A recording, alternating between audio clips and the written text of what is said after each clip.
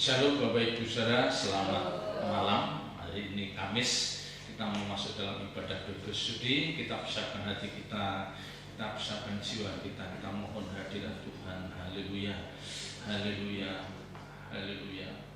Kita angkat pujian, Kau merancang yang Kau pandang. Haleluya.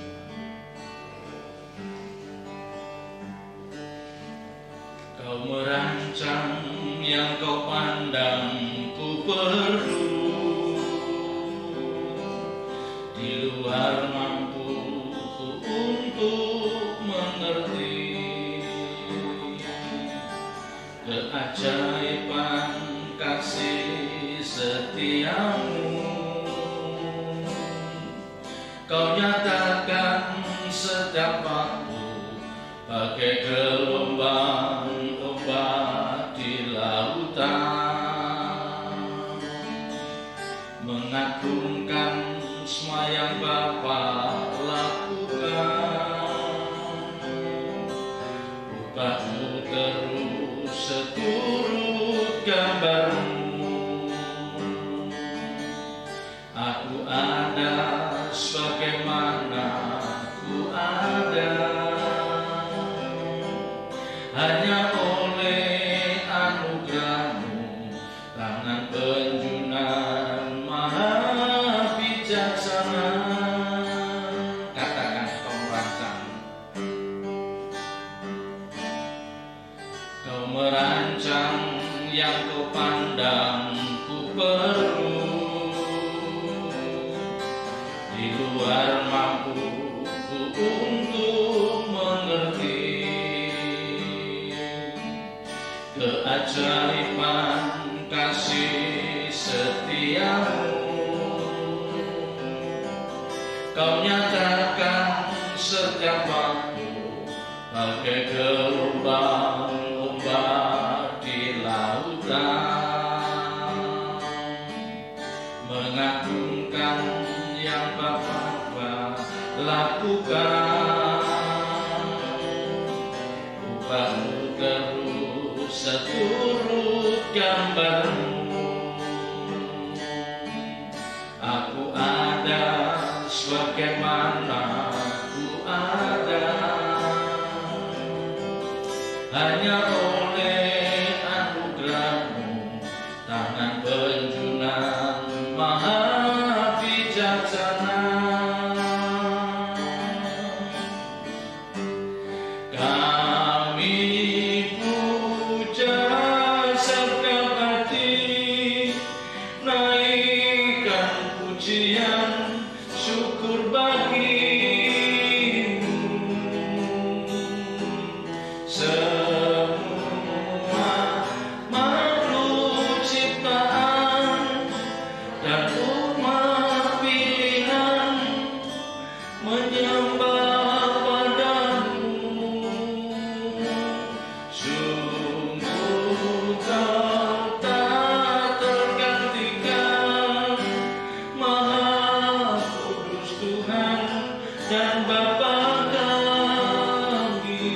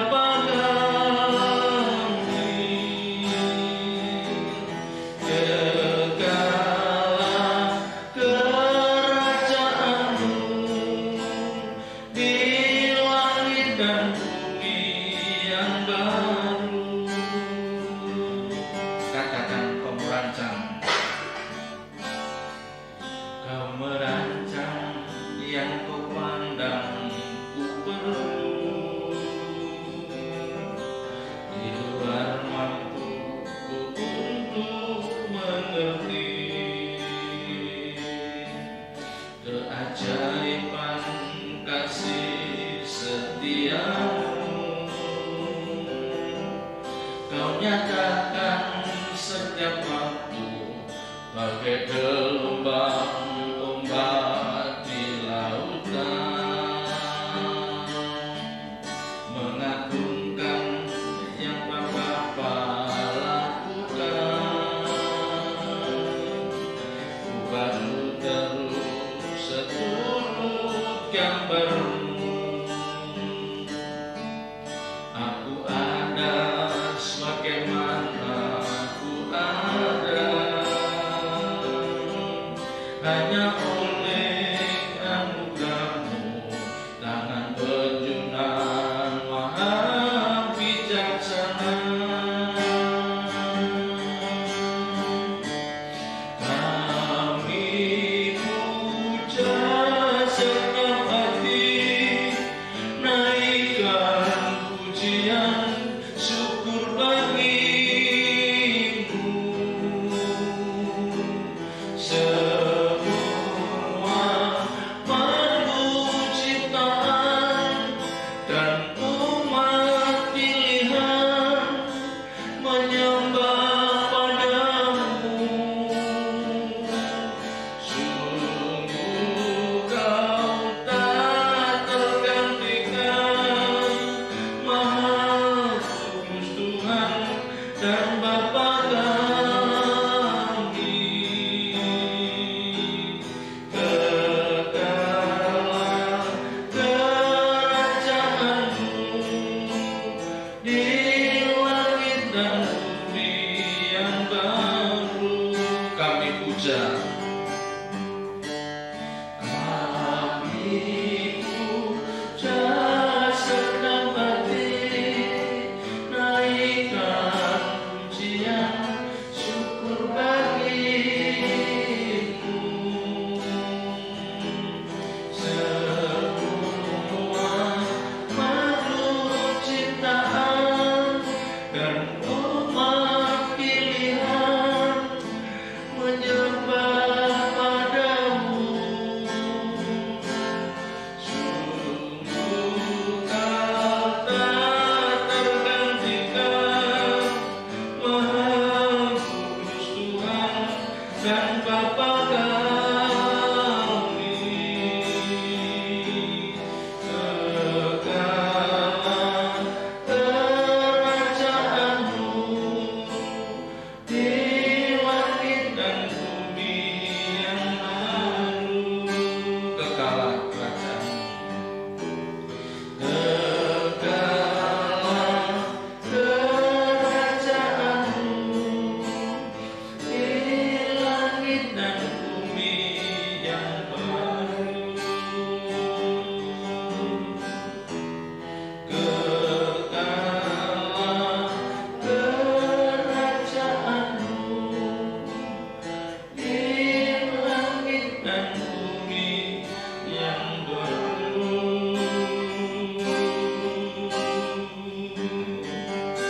Maha besar Elohim Yahweh, Kaulah satu-satunya Allah yang benar.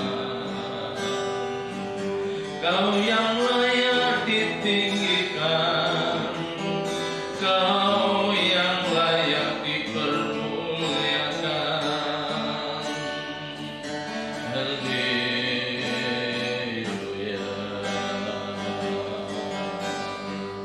Segala puji hormat syukur hanya bagimu.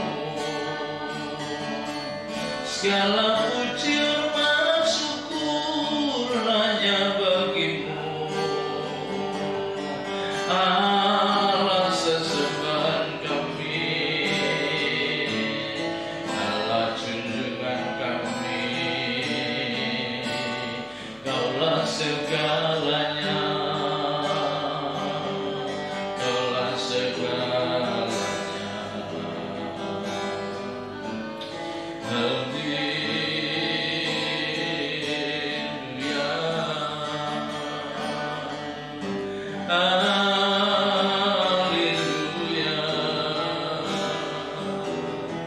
Haleluya.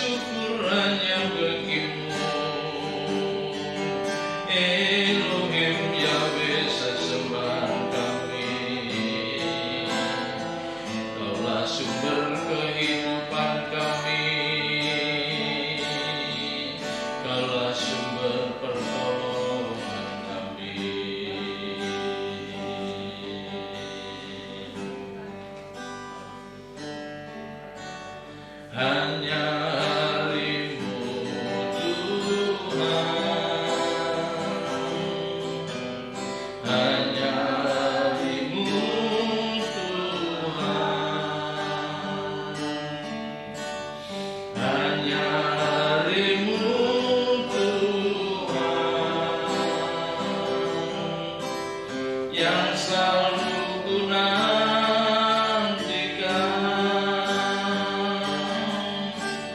Semua harapanku ku taruh kepadamu. Besar sukacitaku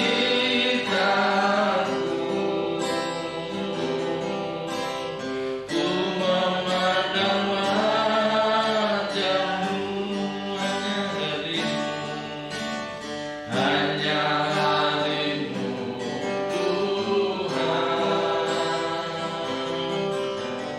hanya Dirimu Tuhan, hanya Dirimu Tuhan, yang selalu ku nantikan.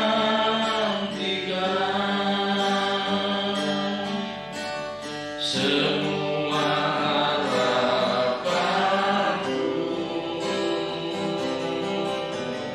ku taruh kepadamu.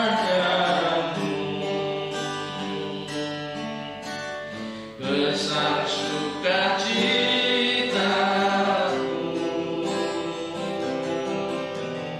ku memandang wajah-Mu.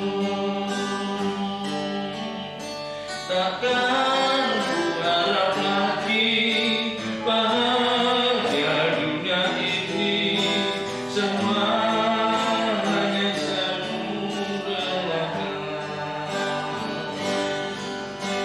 Tuhan dan kerajaan-Mu itu segenap hidupku, sekarang dan selamanya.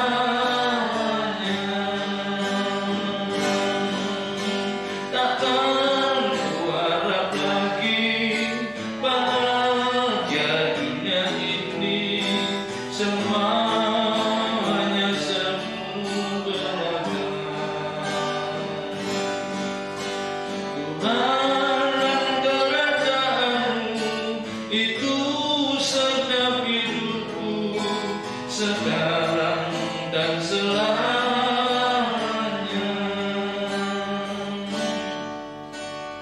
Hanya Dirimu Tuhan, hanya Dirimu Tuhan, hanya Dirimu Tuhan, yang selalu ku nantikan.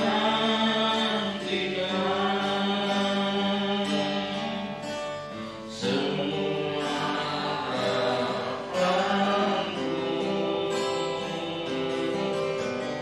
ku taruh kepadamu.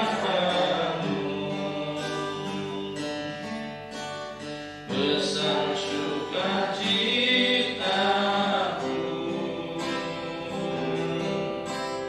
ku memandang wajah-Mu. Katakan hanya Dirimu Tuhan, hanya Dirimu Tuhan, hanya Dirimu Tuhan, hanya Dirimu Tuhan, yang selalu ku nantikan. Semua harapanku ku taruh kepadamu.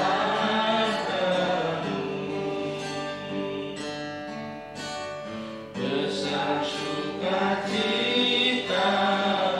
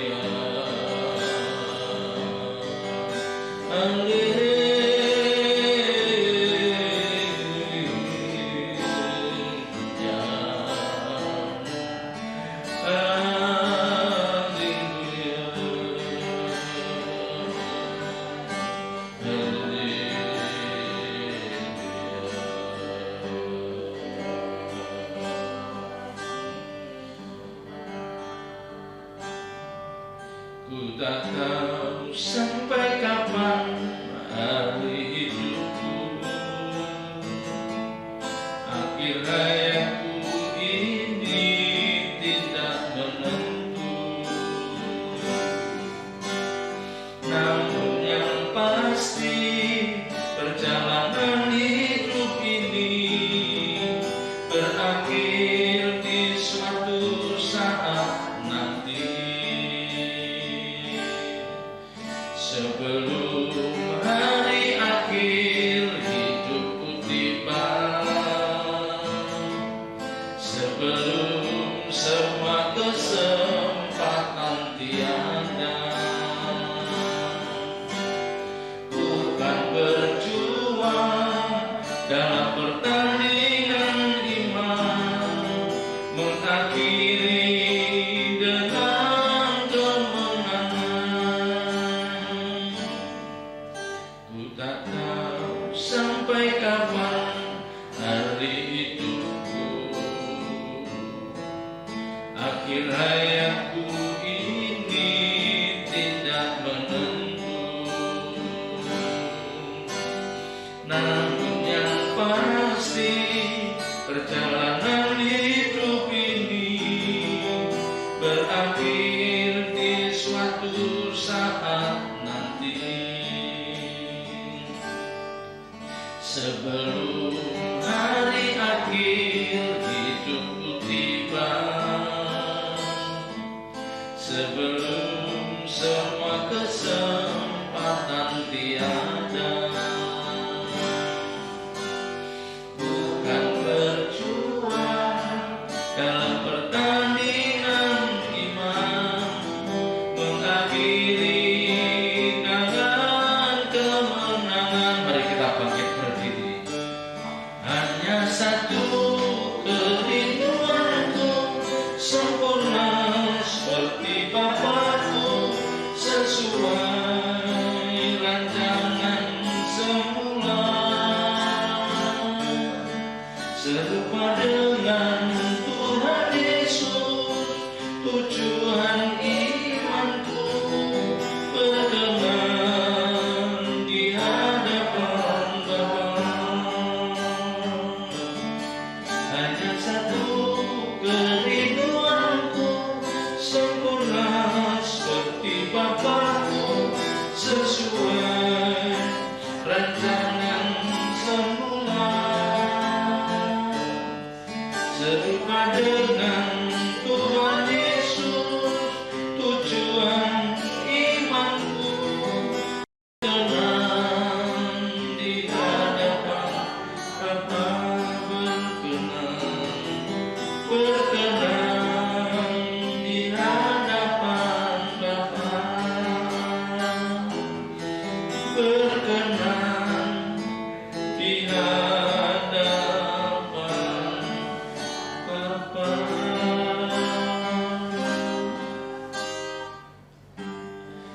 Berfirmanlah Tuhan, taruh perkataan dalam mulut bibir hamba-Mu, Roh Kudus urapi hamba-Mu, singkapkan kebenaran-kebenaran-Mu.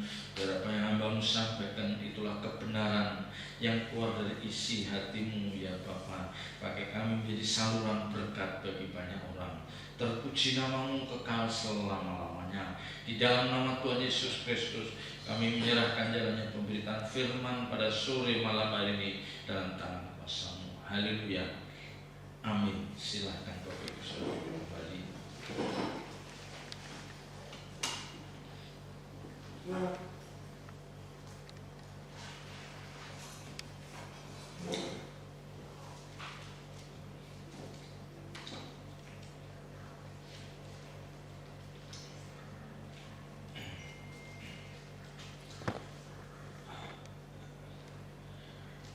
Bapak Ibu saudara dikasih Tuhan, ada satu peringatan yang cukup penting yang harus dipahami oleh semua orang percaya. Ya. Jadi ada satu peringatan yang tertulis di dalam Alkitab yang itu harus kita pahami, ya harus dipahami oleh orang percaya. Ya. Peringatan yang saya maksud adalah Ini suatu kenyataan bahwa kita ini, Bapak Ibu Saudara dan saya ini dikatakan sebagai perantau dan pendatang di dunia ini. Ya, di bumi ini kita hanya sebagai pendatang dan perantau. Artinya apa? Bumi tempat kita yang kita huni sekarang ini bukan tempat permanen kita hidup. Ya. Jadi bukan tempat permanen bagi hidup kita sebagai orang percaya. Ya. Maka tidak heran kalau ada ayat di dalam Alkitab yang mengatakan bahwa karena keluarga kita adalah di dalam surga, dan dari situ juga kita menantikan Tuhan Yesus Kristus sebagai juru selamat. Kita lihat di dalam Filipi pasal 3. Filipi pasal 3 ayat 20 dikatakan, karena keluargaan kita adalah di dalam surga. Jadi Bapak Ibu Saudara dan saya sebagai orang percaya itu naturnya, ya, sejatinya yang dikehendaki oleh Allah Bapa, oleh Tuhan. Kita tuh menyadari bahwa warga kita, bahwa kita ini warga kerajaan surga. Kewargaan kita adalah di dalam surga. Ya. Jadi ketika kita menyadari bahwa kita itu memang di-planning, diproyeksikan menjadi penghuni langit baru bumi baru, kita diproyeksikan menjadi orang-orang yang akan menempati Yerusalem baru, itulah surga. Dan di sana mestinya kita harus mencatatkan nama kita, kewargaan kita itu di sana loh. Ya, kewargaan kita itu adalah di dalam surga. Jadi kalau di dalam bumi ini, ya sudah, hidup ini kita jalani ini. Ya. Dan dari situ kita menantikan Tuhan Yesus Kristus sebagai juru selamat kita. Nah, ini sejatinya Bapak Ibu Saudara, ini realitas, ini kenyataan yang tidak boleh lepas dari pandangan kita. Jadi kalau misalnya ada orang-orang percaya yang diizinkan oleh Tuhan, dan dia adalah termasuk orang-orang yang dipertaruhkan oleh Tuhan, karena Tuhan menganggap bahwa orang ini dia bisa menanggung beban yang aku taruh di dalam pundaknya, sehingga orang lain, orang dunia akan melihat betapa orang ini luar biasa. Ya, jadi ada orang-orang yang dipertaruhkan oleh Tuhan. Rasul-rasul, ya, murid-murid Tuhan itu adalah orang-orang yang dipertaruhkan oleh Tuhan. Mereka menjalani kehidupan yang abnormal, ya. Mereka menjalani kehidupan yang tidak seperti kebanyakan orang. Hidupnya menderita, tidak memikirkan diri sendiri, meninggalnya, matinya pun tragis. Ada yang dipancung, ada yang digantung, ada yang dicambuk, ya. Ada yang dimasukin penggorengan. Mereka adalah orang-orang yang dipertaruhkan Tuhan.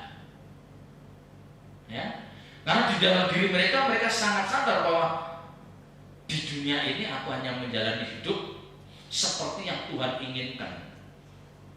Ya, karena warga kerajaan saya adalah di surga. Ya, jadi ini realitas yang sejati bagi Bapak Ibu Saudara. Maka ketika Bapak Ibu Saudara dan saya diizinkan menderita, ya, baik itu penderitaan jasmani maupun penderitaan non jasmani, ya. Kalau penderitaan jasmani, ya, kita mungkin punya atasan yang jahat, kita ikut orang yang jahat, yang bengis, yang lalim, ya, sehingga mereka memperlakukan kita seenaknya, bukan layaknya seperti manusia. Mungkin bisa jadi ada orang-orang yang mengalami hal seperti ini. Tidak masalah kalau toh itu memang dikehendaki Tuhan, dan itu bukan karena kesalahan kita. Ingat, ya, jangan karena kita menderita karena kesalahan kita. Wah, jangan. Ya.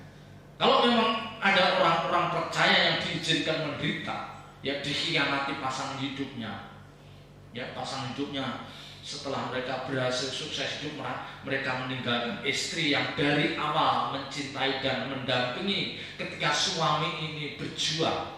Tapi ketika suami ini sukses, dia meninggalkan istri dan anak-anaknya, dia kawin dengan wanita lain.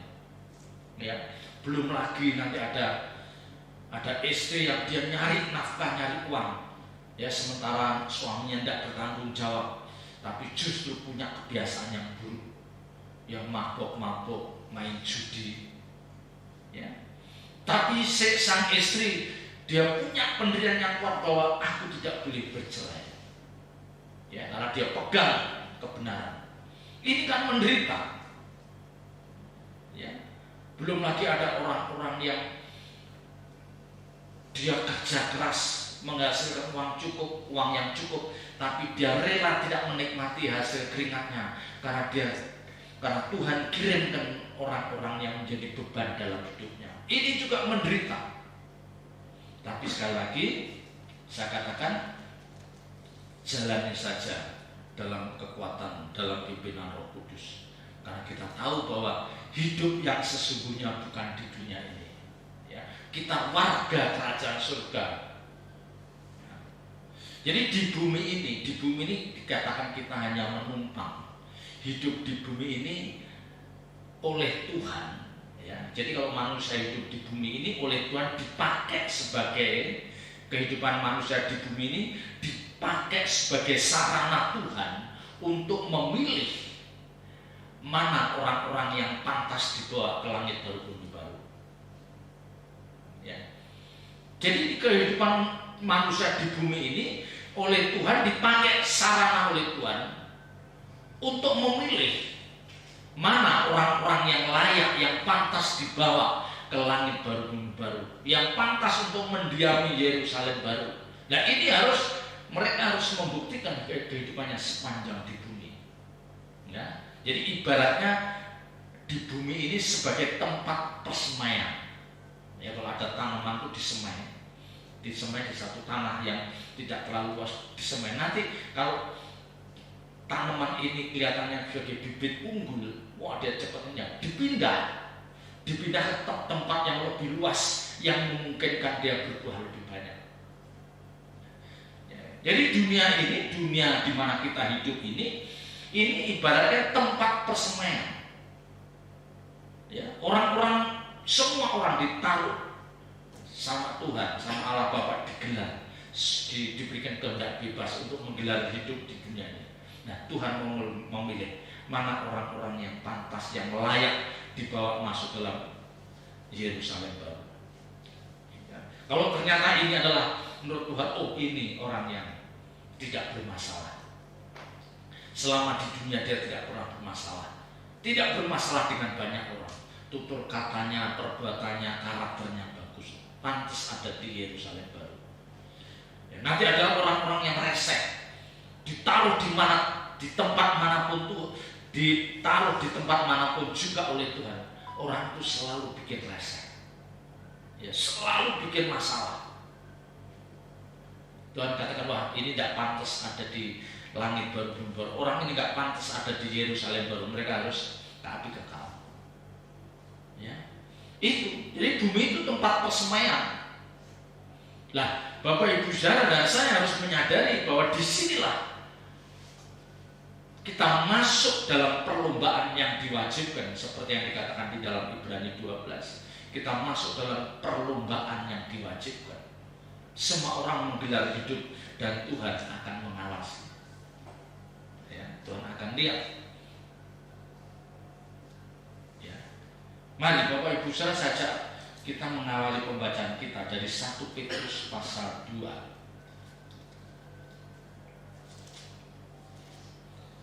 1 Petrus pasal 2 ayat yang ke-11.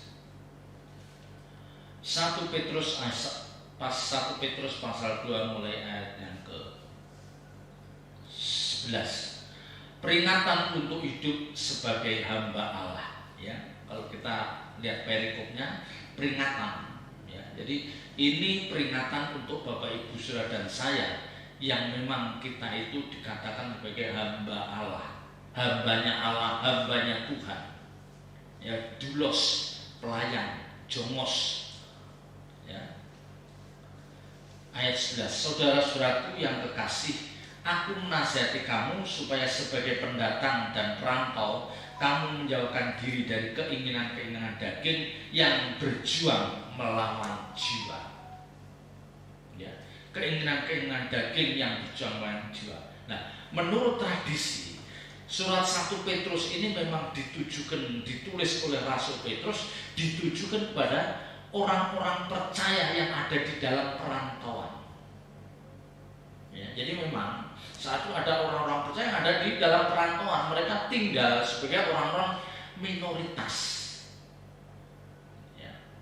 Nah, tetapi kenyataan ini bisa menjadi analogi kita bahwa kita pun sebagai orang percaya, yang tadi saya katakan, hidup kita di bumi ini juga sebagai pendatang dan perantau.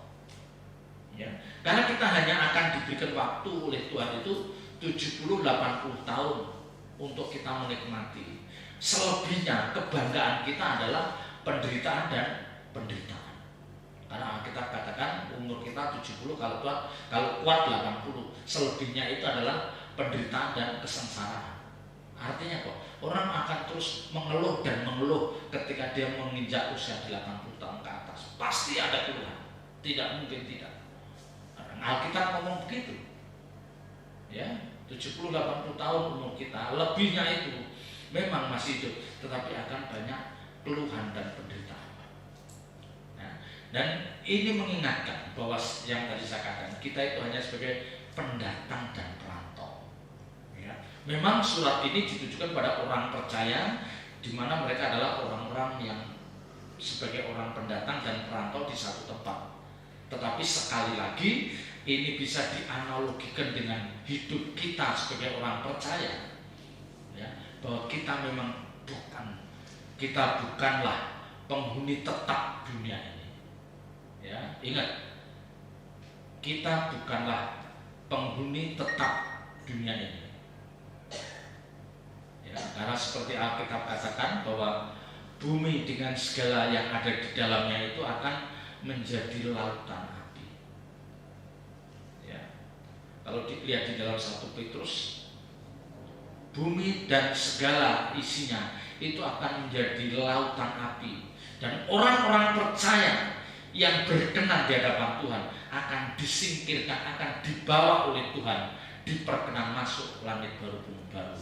Inilah nanti hari kedatangan Tuhan. Nah, itu hari kedatangan Tuhan. Bumi akan menjadi lautan api. Dan tidak ada seorang pun yang menghindar. Mau dia mempersiapkan bunker seperti apapun tidak bisa. Mau dia bikin pesawat yang anti rudal tetap tidak bisa.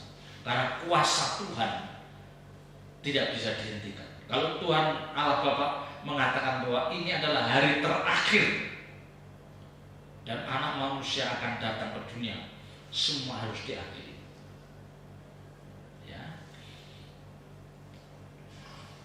Jadi menyadari sebagai pendatang dan perantau di bumi ini, Rasul Petrus mengingatkan jemaat supaya mereka mulai menjauhkan, mereka melatih untuk tidak menuruti keinginan daging. Ya, dikatakan di sini, aku menasihati kamu supaya sebagai pendatang dan perantau kamu menjauhkan diri dari keinginan-keinginan daging yang berjuang melawan jiwa. Jadi Rasul Petrus mengingatkan kamu ya sebagai perantau pendatang di bumi ini, ingat, kamu harus mulai bisa menjauhkan, ya membiasakan untuk tidak menuruti keinginan daging, untuk tidak menuruti keinginan hawa nafsu kita. Ya. Jangan, artinya apa? Janganlah kita hidup menuruti keinginan daging kita yang akan membuat, yang itu bisa membuat kita binasa. Ya, karena Alkitab katakan bahwa keinginan daging bertentangan dengan keinginan roh.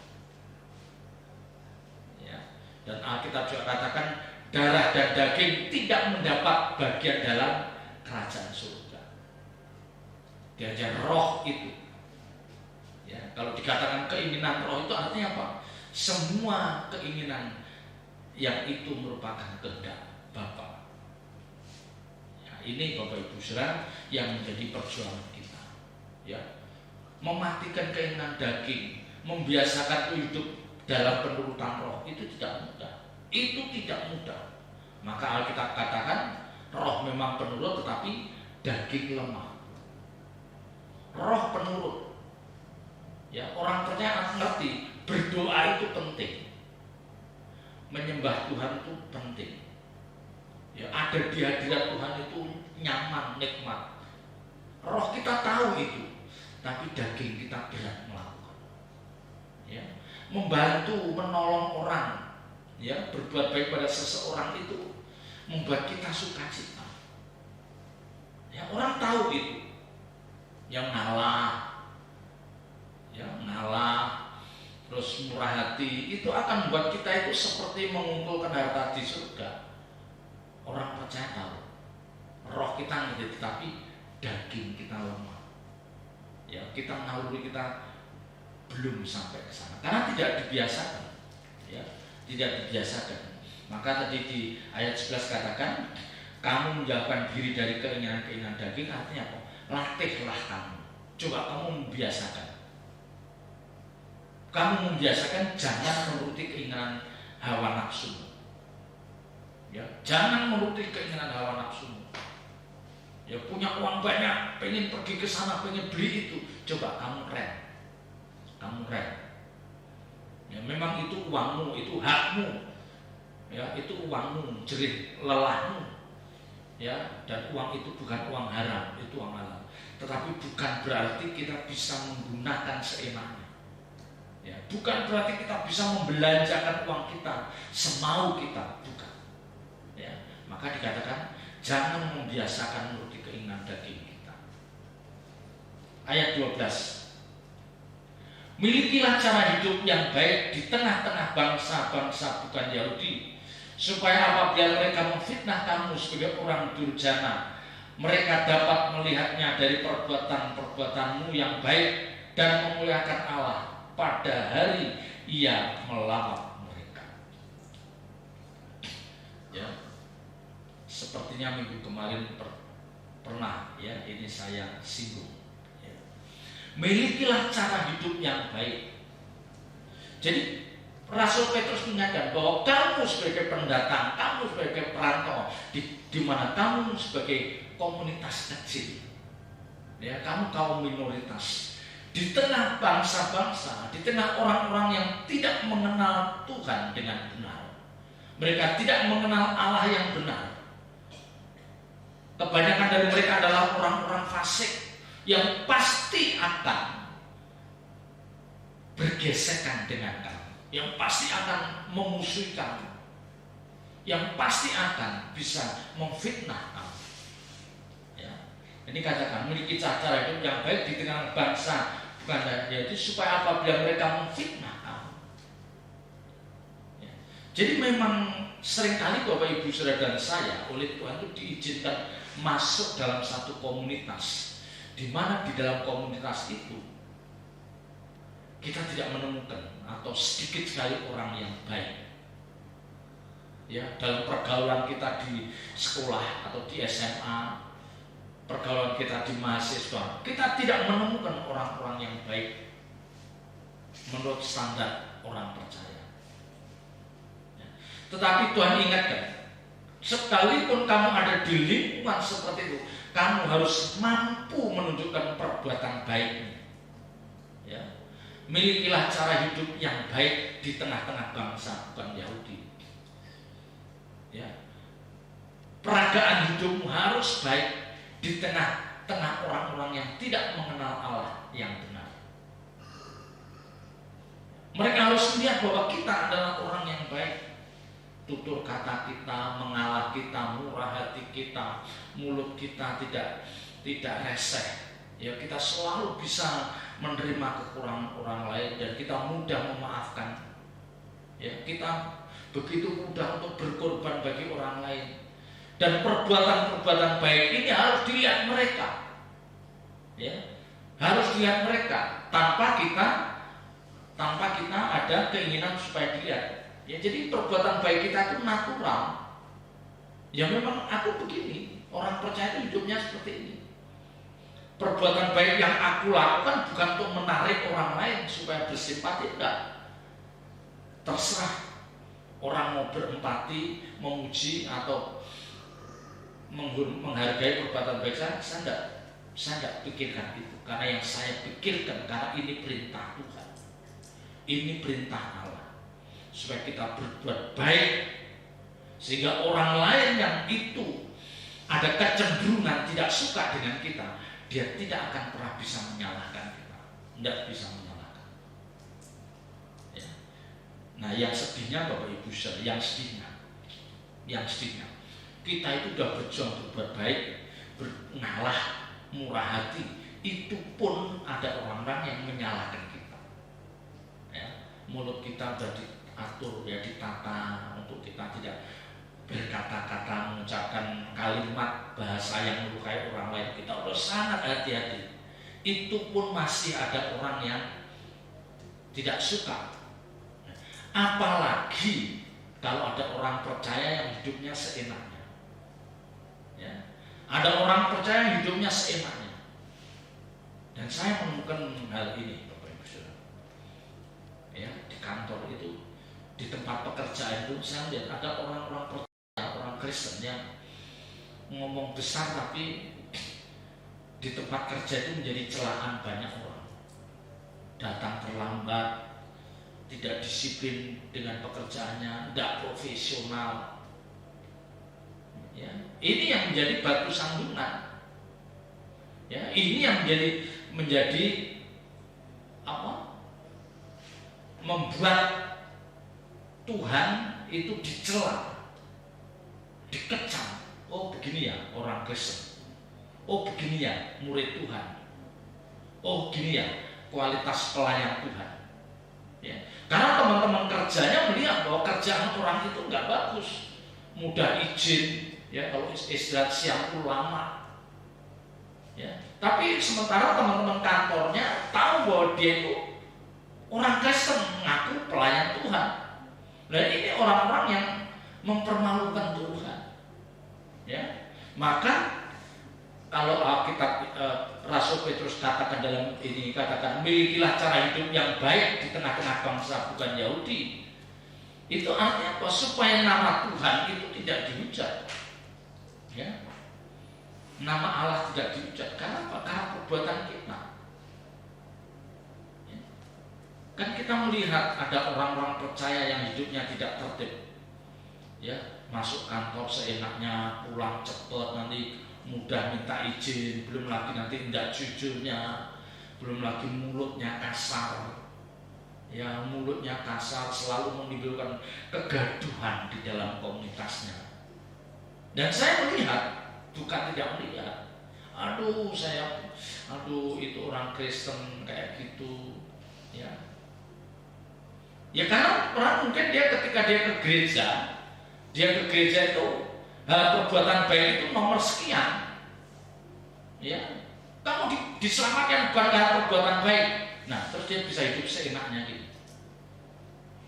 Ini kan yang rusak. Ketika seorang hamba Tuhan mengatakan kita diselamatkan bukan karena perbuatan baik kita, udah selesai, bisa ditangkap oleh telinga orang-orang yang tidak bertanggung jawab. Wah, kita akan diselamatkan bukan karena perbuatan baik. Terus di kantor hidupnya seenaknya, di rumah hidupnya seenaknya, dikecam banyak orang. Ya. Dia tidak tahu maksud Alkitab, maksud kebenaran itu, dia nggak tahu. Kita bukan hanya baik, tapi kita dituntut sempurna seperti Bapa di surga. Ya. Inilah kebenaran yang seringkali tidak dipahami dengan lengkap, sehingga banyak orang percaya yang kualitas hidupnya memalukan. Sangat memalukan. Ya, dia memandang, ya, dia memahami bahwa perbuatan baik itu bukan sesuatu yang penting. Yang penting iman dan iman. Maka pernah saya katakan pada salah satu sahabat saya, kan kita diselamatkan iman. Ya, iman yang benar harus kamu tunjukkan lewat perbuatan baik. Kalau kamu memiliki iman yang benar, harus kamu tunjukkan. Kamu peragakan dalam hidupmu yang baik. Itu baru iman yang benar.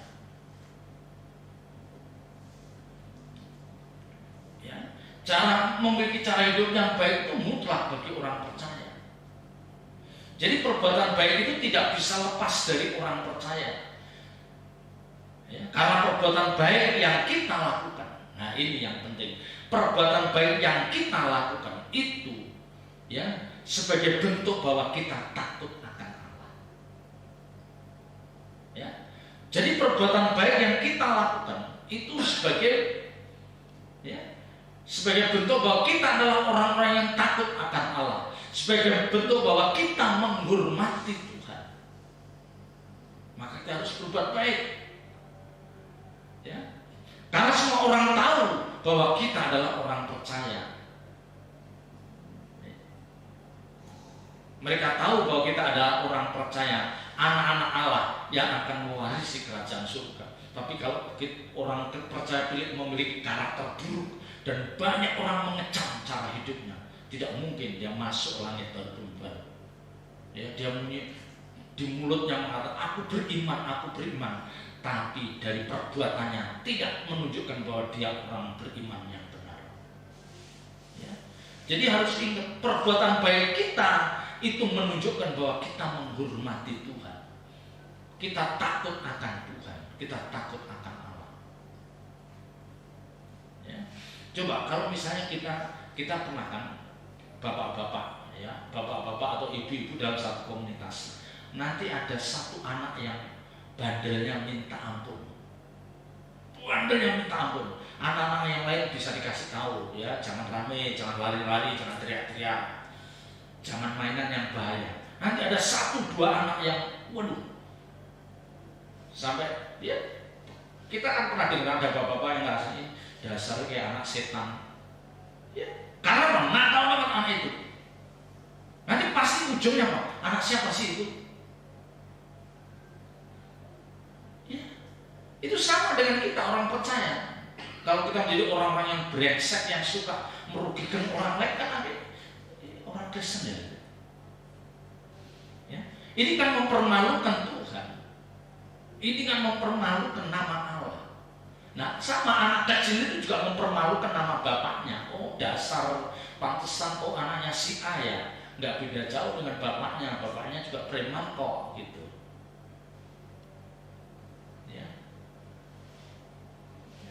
Buah jatuh ya tidak jauh dari pohonnya. Like father like son. Bapaknya seperti apa ya anaknya seperti apa. Maka kalau bapak ibu sudah tidak bisa berbuat baik, memperagakan cara hidup yang baik, jangan mengaku anak Allah, jangan mengaku sebagai orang percaya yang pantas mewarisi masuk dalam Yerusalem baru. Jangan, karaktermu buruk. Di Yerusalem baru tidak boleh orang-orang yang buruk karakter tidak boleh masuk. Ya. Ada orang yang kudus itu nanti di kekekalan, tidak bisa. Kudus itu harus dimulai dari di muka bumi ini. Ya, di bumi ini kita harus mampu menunjukkan bahwa kita adalah orang-orang yang berjuang untuk kudus, sekalipun mungkin belum benar-benar kudus. Tapi yang jelas kita bukan orang yang berantakan.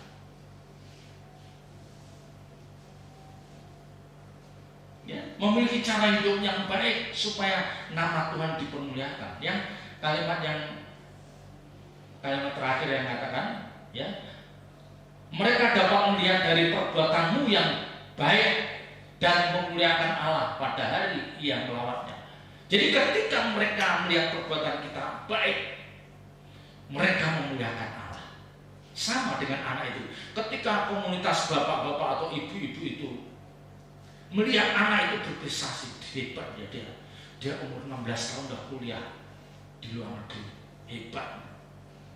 Waduh, pasti bapak-bapaknya akan bukan muji anak, dia muji bapaknya. Emang beben hebat bapak itu, hebat dia mendidik anaknya. Ya, hebat bapak itu, keluarga itu hebat mendidik anaknya. Bisa menjadi anak yang takut Tuhan, bisa menjadi anak yang sopan, punya attitude, berprestasi dalam bidang akademis. Jadi bapak-bapak itu tidak disuruh, dia otomatis muji orang tua anak itu. Sama ketika kita berbuat baik dan orang tidak menemukan cacat celah kita, dia akan memuji Tuhan yang kita sembah. Jadi kita tidak perlu, jadilah Kristen, tidak perlu penginjilan kuno itu. Tunjukkan lewat perbuatan baik kita yang tidak mungkin orang mungkin kesalahannya. Itu yang paling penting. Murah hati kita dirasakan orang ngalak kita. Ya, percuma kalau kita banyak ngomong tapi orang juga banyak ngecam kita, percuma.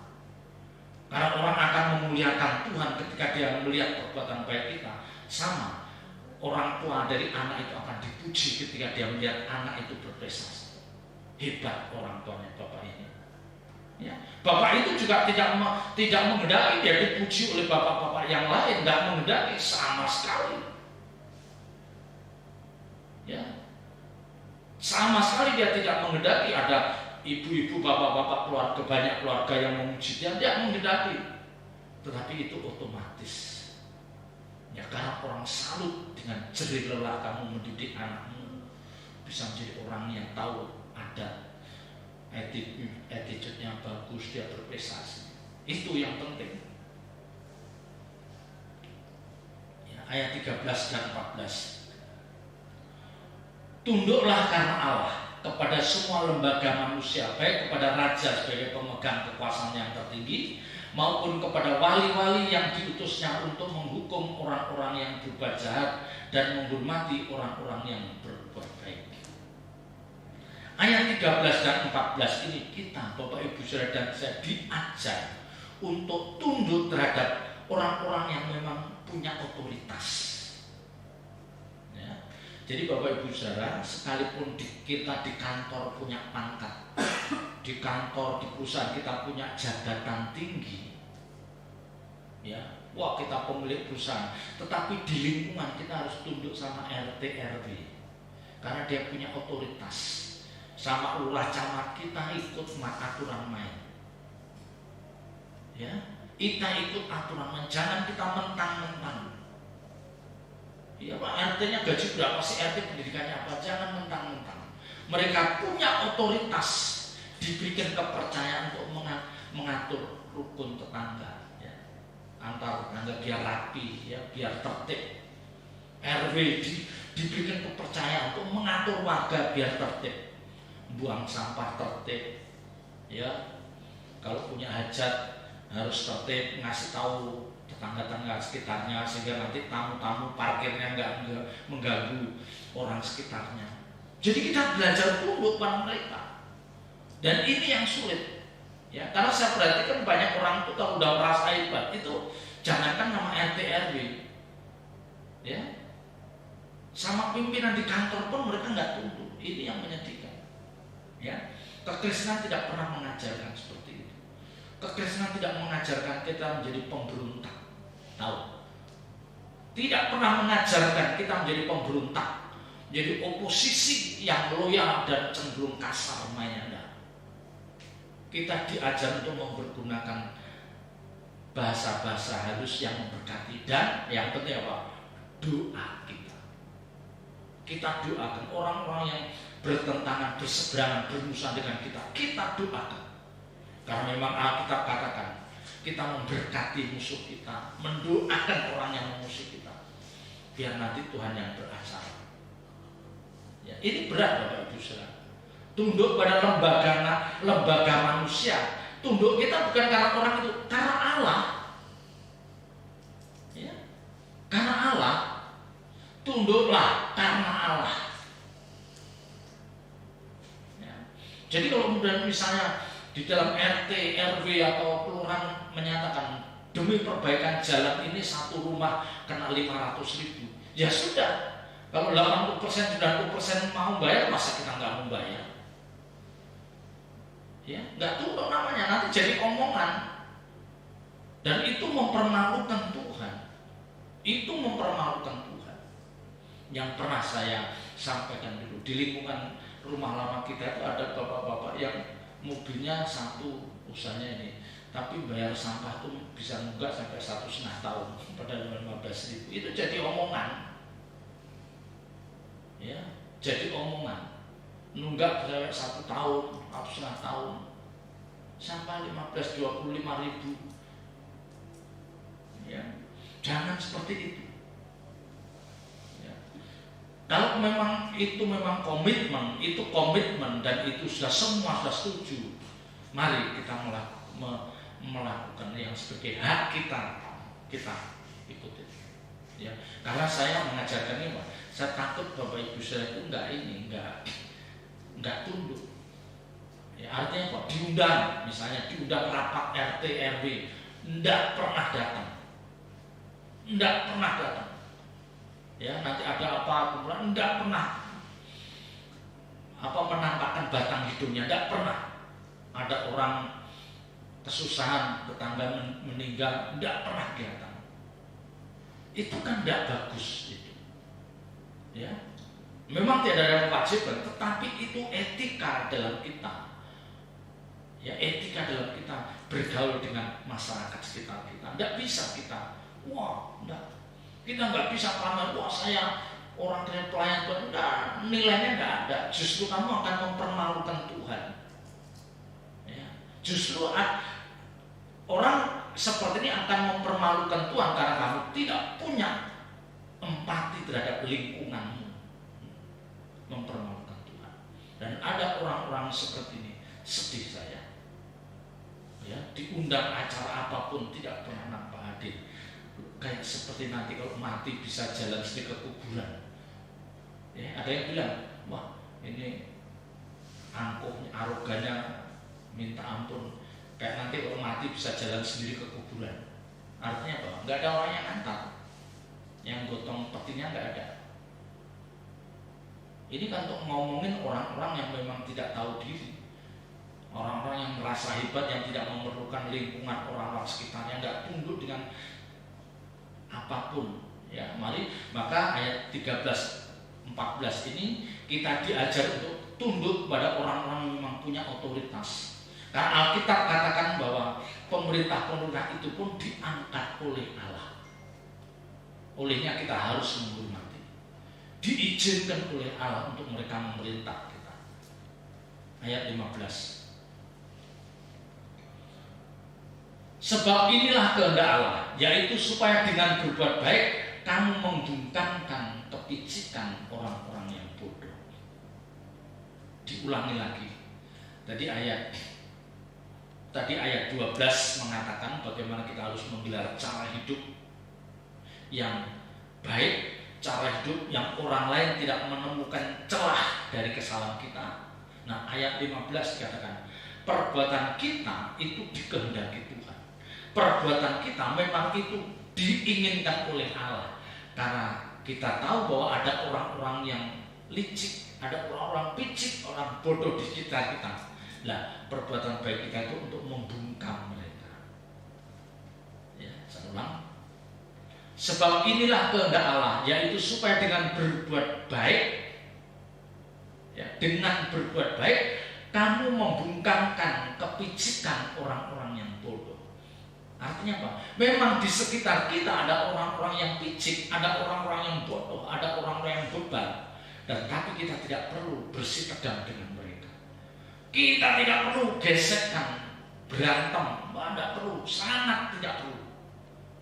Perbuatan baik kita yang akan membungkam orang-orang seperti ini. Ya.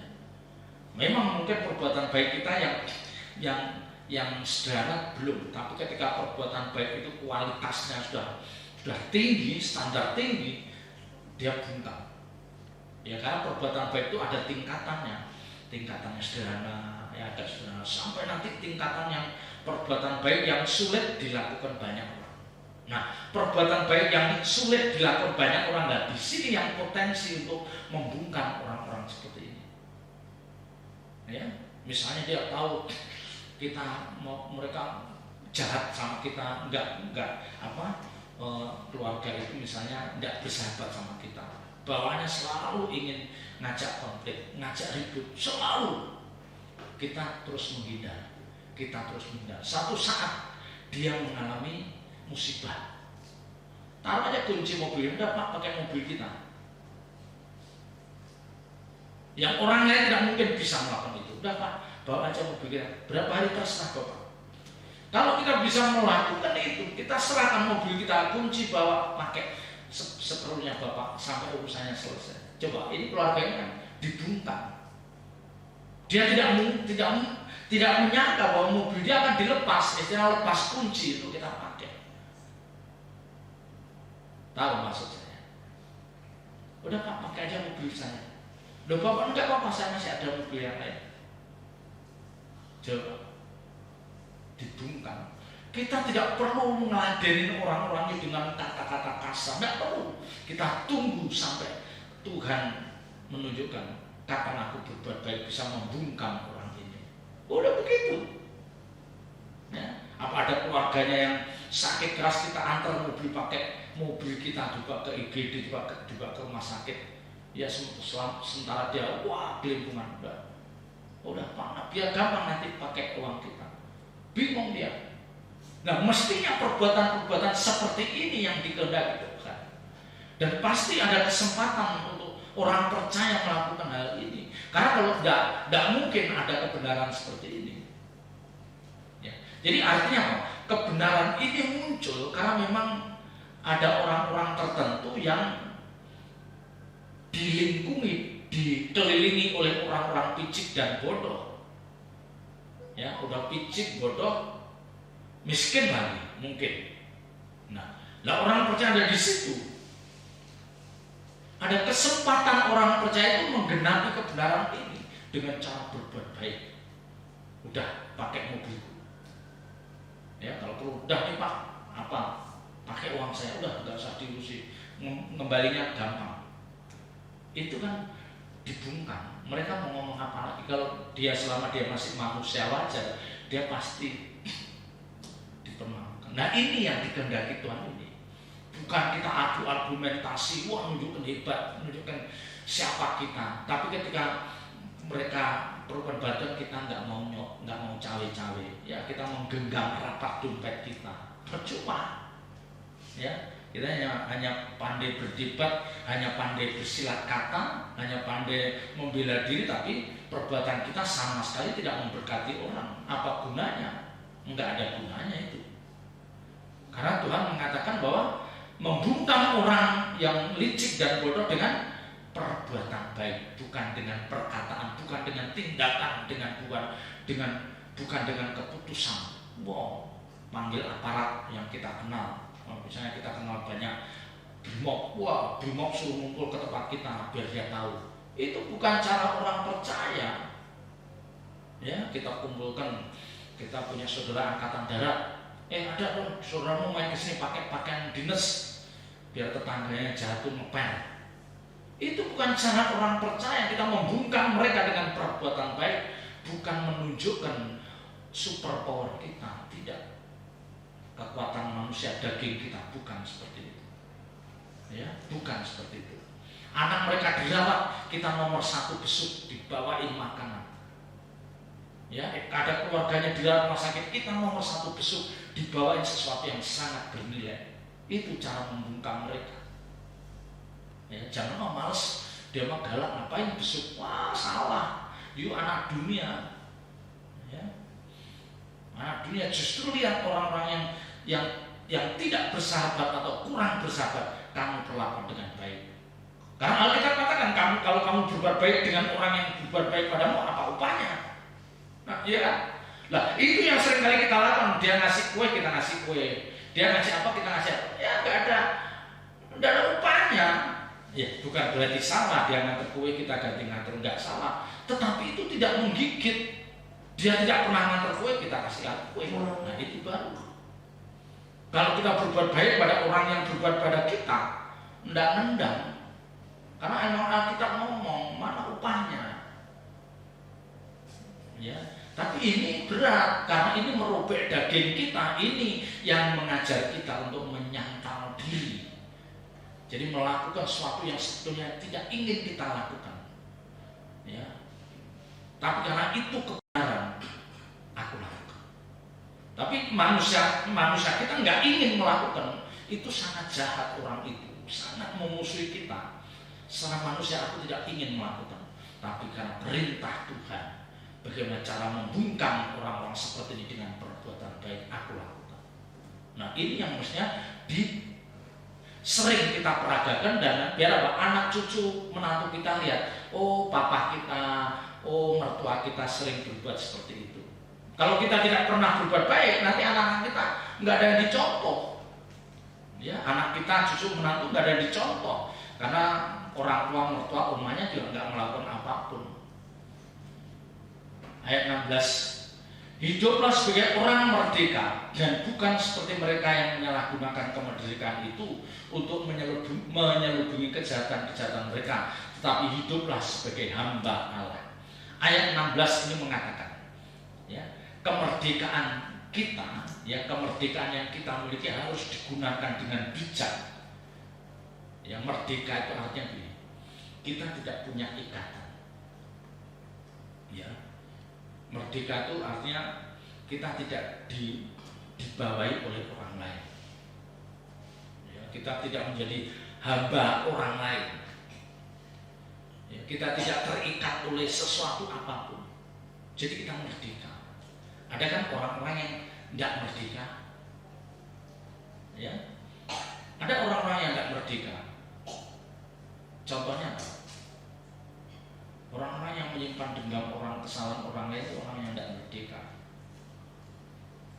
Saya ulangi, orang yang menyimpan kesalahan orang lain, orang yang masih punya dendam terhadap orang lain, itu bukan orang merdeka. Ya, itu bukan orang merdeka.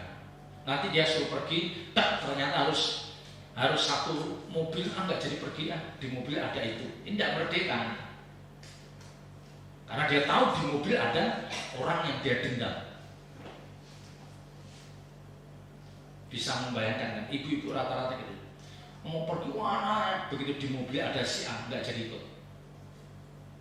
Ini orang nggak merdeka, ya, dia hidupnya diatur oleh orang lain. Jadi di mana orang itu ada, dia nggak mau terlibat. Wah, kita kalau hidup diatur oleh orang lain, itu namanya nggak merdeka. Nah, kalau orang merdeka mau dia memusuhi kita nggak ambil pusing. Yang penting aku nggak memusuhi kamu. Ya, ayo pergi aja. Nah, tetapi kita harus menggunakan kemerdekaan itu bukan untuk memuaskan daging kita. Waktu nanti kita cari orang itu membenci, oh ini ibu ini, wah kita kasar kusuk supaya orang membenci. Jangan, nggak pas. Ya, kita merdeka.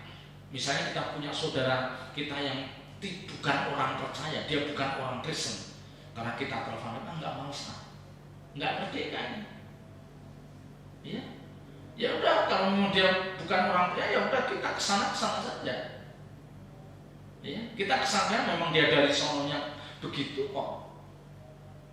Ya, itu orang merdeka. Jadi apapun yang ingin dia lakukan tidak dihalangi oleh keadaan. Apakah dia itu non Kristen, kita mau kesana nggak, mau layak aja, mau berbuat baik aja, mau dia agamanya apa kita nggak ambil pusing. Itu orang merdeka.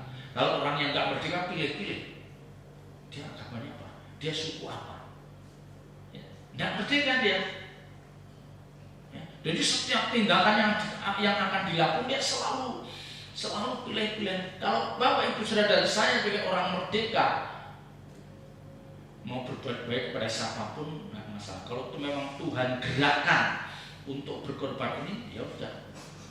Mau dia suku ini, agama ini nggak masalah. Karena memang kita diajarkan untuk berbuat baik pada semua orang.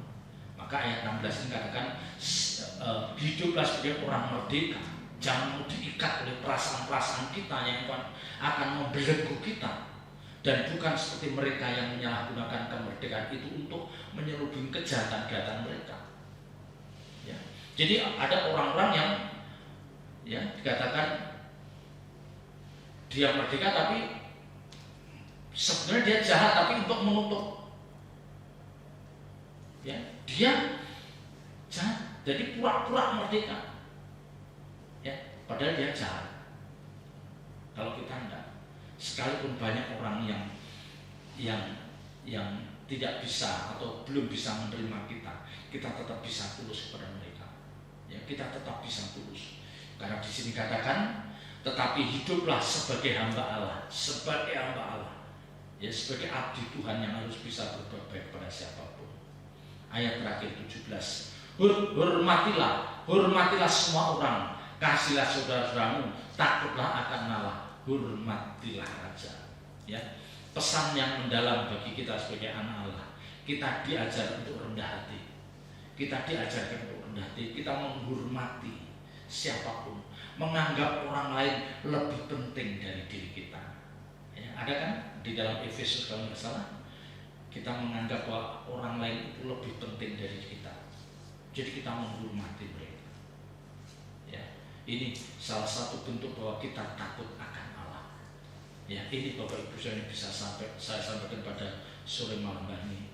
Pesan yang mendalam, ya, dari kebenaran pada sore malam hari ini, bahwa perbuatan baik itu tidak bisa lepas dari orang percaya. Dan semua perbuatan baik itu untuk menunjukkan bahwa aku orang-orang yang takut akan Tuhan, aku orang yang menghormati Tuhan, menghormati Allah, maka aku berbuat baik pada siapapun. Ya, selamat berjauh, Tuhan Yesus memberkati. Haleluya.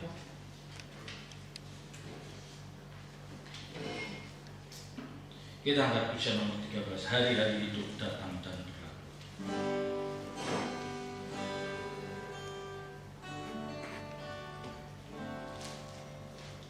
Hari-hari hidup datang dan berlalu, bagaikan dereng awan yang ditiup angin. Hatiku bertanya, kau berikan jawabnya. Mengapa aku di sini di gembala dunia? Hari-hari hidup, hari-hari hidup datang dan berlalu, bagaikan dereng awan yang ditiup angin. Hatiku bertanya, kau berikan jawabnya. Mengapa aku di sini di gembala dunia? Kau buka mataku, hati dan pengertianku. Hidup ini untuk mengabdi bagimu, disingkat hariku. Kaulah tujuanku, indah kerajaanmu. Di ujung jalanku nampak matahari kehidupan yang tak pernah terbenam. Kau buka mataku, hati dan pengertianku. Hidup ini untuk mengabdi bagimu, disingkat hariku. Kaulah tujuanku, indah kerajaanmu. Di ujung jalanku nampak matahari kehidupan yang tak pernah terbenam.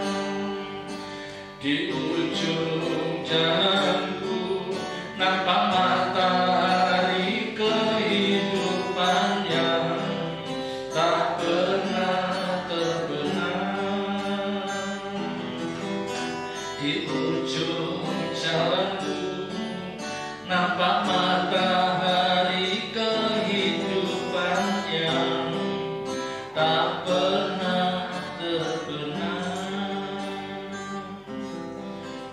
di surga, kami bersyukur hadirat-Mu, lawatan-Mu dalam ibadah Bible Studi pada sore malam hari ini. Bapa, meteraikan firman-Mu dalam setiap hati kami dan ajar kami melakukannya, biar kami terus ingat dan ingat bahwa perbuatan baik tidak bisa lepas dari hidup orang percaya, dan hanya melalui itu kami bisa membungkamkan orang-orang licik dan bodoh yang senantiasa Tuhan mengganggu kami. Kami mau menunjukkan bahwa kami sebagai orang percaya, sebagai murid-Mu, sebagai anak Allah, kami harus bisa melakukan sesuatu yang sulit dilakukan orang lain.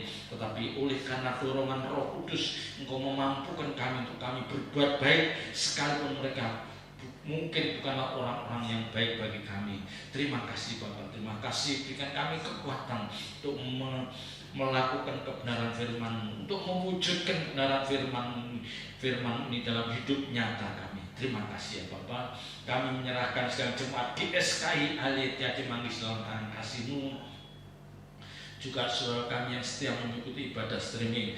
Tuhan, kiranya Engkau memberkati hidup mereka, memberkati pekerjaan mereka, memberkati usaha mereka, memberkati anak cucu menantu mereka. Apapun yang mereka kerjakan menjadi berhasil, dan biarlah ini semua untuk kemuliaan nama-Mu. Kami menyerahkan bangsa dan negara kami dalam tangan kasih-Mu. Pakai Bapak Presiden, Bapak Wakil Presiden, dan seluruh pejabat tinggi negara, dan kiranya oleh kemurahan-Mu Engkau memampukan para pemimpin bangsa ini, membawa bangsa ini ke depannya menjadi lebih baik lagi. Terpuji nama-Mu kekal selama-lamanya. Bapak Ibu saya kasih Tuhan, angkat kedua belah tangan saudara. Terimalah berkat yang dari Allah. Dengan demikian Bapak Ibu saya dikasih Tuhan, terimalah nikmat berkat yang dari Allah Bapa, cinta kasih-Nya yang kekal dari Tuhan Yesus Kristus, dan dalam persekutuan kuasa Roh Kudus-Nya mulai saat ini sampai Maranatha. Tuhan menyertai perjalanan hidup Bapak Ibu saudara. Dalam nama Tuhan Yesus Kristus kami berdoa dan ucap syukur. Haleluya. Amin. Selamat malam Yesus.